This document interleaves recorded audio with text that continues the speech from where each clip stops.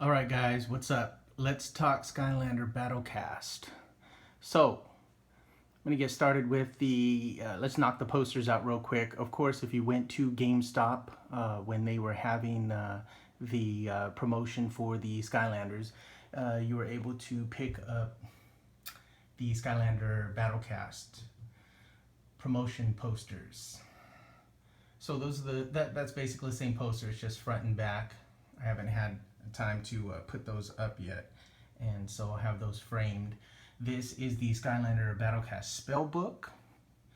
There is the Battlecast card holder, and then there goes a master set box and some of the Skylander battle packs.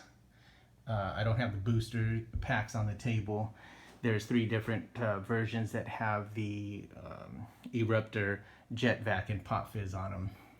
So anyways, wanted to talk a little bit about the cards. So the character cards themselves, as you can see, there's 3, 6, 9, 12, 15, 18, 21, 24, 27. And what I did was I just brought out the characters to talk a little bit about the elements and the fact that there's 3 cards. You basically have the common card, you have a rare card, and then you have the ultimate card. So the characters have the 3 different versions. The way I have it lined up here is the common, the rare, and the ultimate, and you can see each one of the characters. So we have Trigger Happy, Jawbreaker, Countdown, Spyro, Pop Fizz, and Genie, Smash Hit, Crusher, Flashwing, Stormblade, Jet Vac, Whirlwind, Stealth Elf, Food Fight, and Tree Rex, Hex, Roller Brawl, Crypt King, Snapshot, Riptide, Washbuckler, and Spitfire, Hothead, and Eruptor. Now, what I did was I had a couple of the cards that, I have 2 promotional cards that are over there. I just have those face down. And those are the smooth bordered cards. So if you're familiar with the cards and you know how you scan them, those are the 2 cards that actually have no, their borders are smooth. There's no edges, there's no, and they have the special icons on the bottom, different than the regular cards. I pulled out a few cards, and I don't have every single card. Basically just put a majority of them before I transferred over into the spell book, but wanted to talk about some extremely hard cards to pull. There's 270 cards, as it says on the poster. There's 30 virtual cards in the game. I also have those cards, not necessarily, I just did it for fun, but I don't have them with me right now. I should have brought them and put them part of this, but there's 30 virtual cards that are in the game, so a total of 300 cards. 270, 30 virtual. And each card, out of the 270, you'll have your regular version.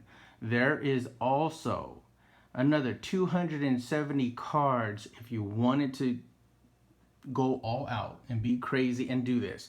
There is a silver foil version of the card itself. So let's say Smash Hit, then you have a Smash Hit silver foil, and you will have a gold foil.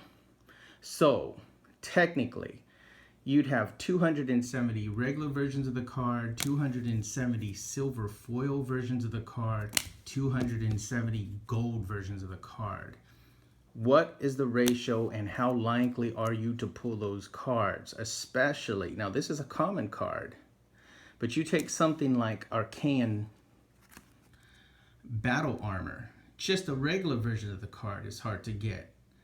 To pull the silver and then pull the gold, those are extremely hard, and you'd have to go through a ton of packs. Now, I'm not saying you can't pull it, but to pull every single version of the ultimate cards, like let's say a gold ultimate character card, Let's take Tribal Lore, for example, which is another ultimate card. This just happens to be the silver version of the card. Pulling these cards are tremendously hard. The ratios are just ridiculous. I won't get into all of them on this video. I just wanted to talk a little bit about the cards, some of the Battlecast items, from the posters to the spellbook to card holder to all of the character cards, and then a little bit about the gold and the silver foil versions. That is a whopping amount of cards. I was going to go retro and talk a little bit about some of the other cards that don't necessarily have to deal with the Battlecast.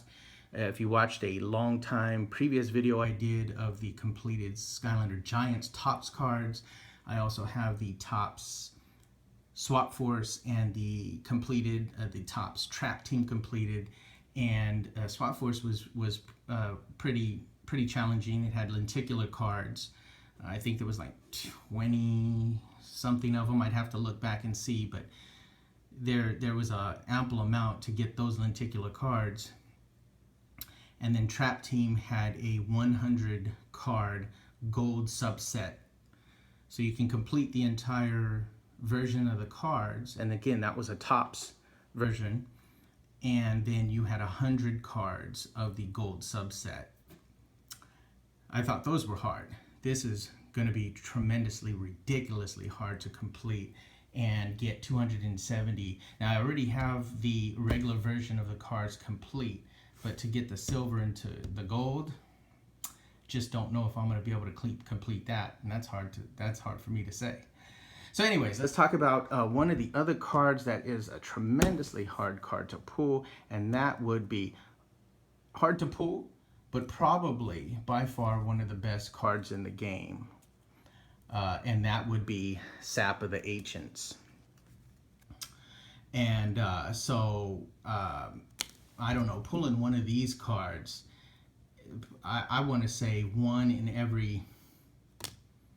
You know what? I won't even answer that question. For all you guys who have had Battlecast, played Battlecast, pulled packs, pulled boosters, how many of these cards do you come across, which would be Sap of the Ancients? Anyways, this is turning into a little bit longer video than I wanted. I just wanted to jump on, talk a little bit about Battlecast and the cards themselves, not about gameplay. I have the original version of the Battlecast downloaded, and then I have the newer version downloaded. What else was I going to talk about? I think that about does it. I'm going to go back and do a few more videos. I'll probably try to go backwards and show some of those completed Top Swap Force and the Skylander Trap Team cards, if you will, and talk a little bit about them on the next video. All right, guys, as always, thanks for watching, and we'll see you on the next video.